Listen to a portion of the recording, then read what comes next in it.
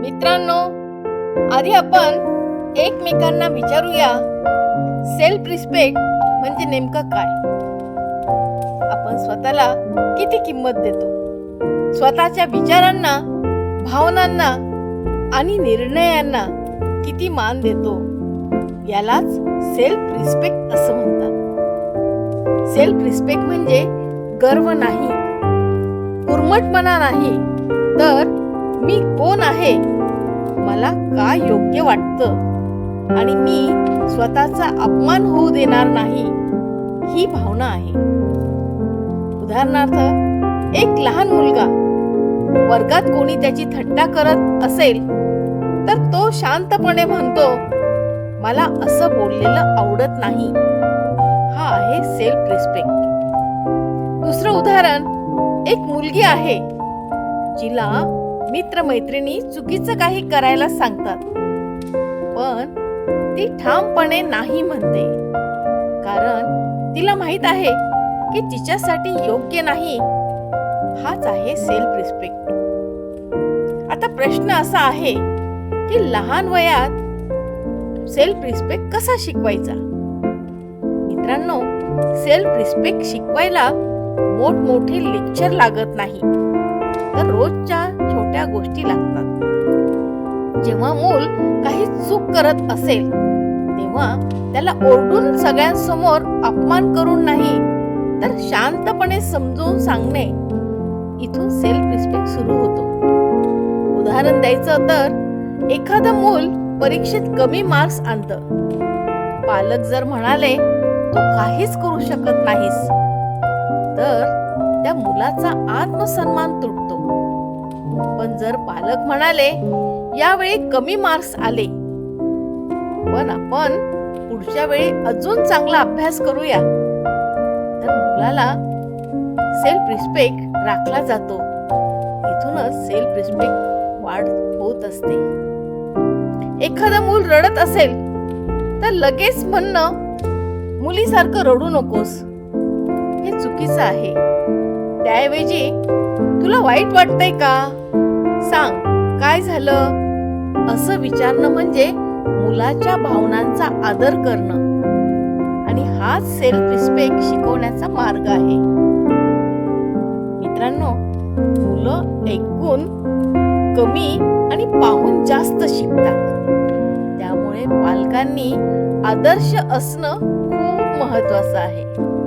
जर आई वडील स्वतः एकमेकांशी आदराने बोलत असतील तर मूलही तेच शिकतं. पण जर घरात सतत ओरडणं, अपमान करणं चालू असेल तर मूल सेल्फ रिस्पेक्ट कसं शिकणार?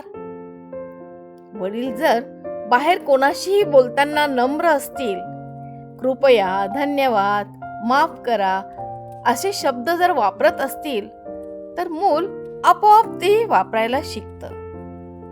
आई जर स्वतःचा अपमान सहन करत नसेल, स्वतःच्या निर्णयावर ठाम असेल, तर मुलगी शिकते की मीही माझ्यासाठी उभी राहायला हवं.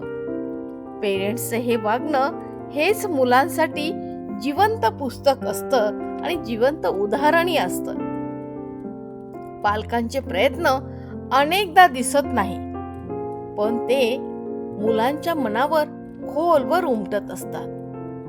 रात्री उशिरापर्यंत जागून अभ्यासाची चौकशी करणं, शाळेच्या कार्यक्रमाला वेळ काढून येणं, मुलांचं ऐकून घेणं, हे सगळे एफर्ट्स मुलांच्या आत्मसन्मानाला खत पाणी घालतात. उदाहरणार्थ, एक मुलगा शाळेत हरतो, घरी येतो आणि आई म्हणते, हरलास तरी पण मला तुझा अभिमान आहे. त्या एका वाक्याने मुलाचा सेल्फ रिस्पेक्ट वाढतो. पालक जर मुलांच्या छोट्या यशाचंही कौतुक करत असतील, छान प्रयत्न केलास हो, तर मूल स्वतःवर विश्वास ठेवायला शिकतं.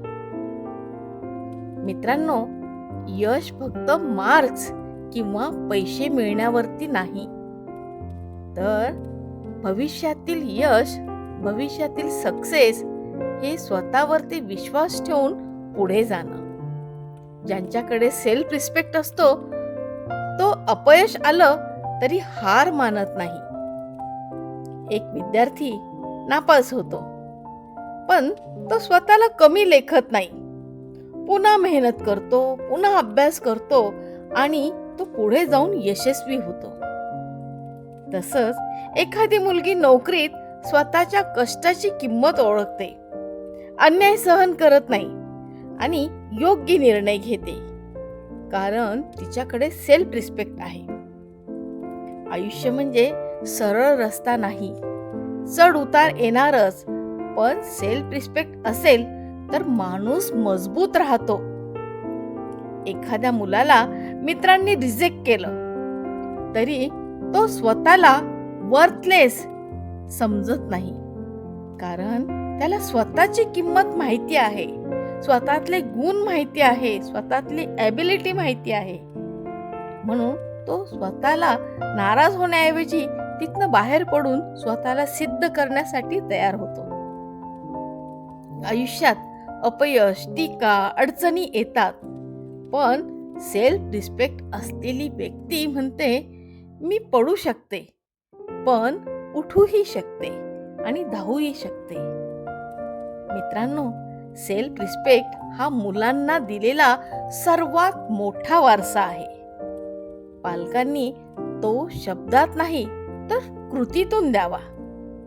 आज जर आपण आपल्या मुलांना सेल्फ रिस्पेक्ट शिकवलं तर उद्या ते जगासमोर आत्मविश्वासाने उभे राहतील. आणि शेवटी एक प्रश्न, आपण आपल्या मुलांना काय देतोय? फक्त सुविधा की स्वतःची किंमत ओळखण्याची ताकद?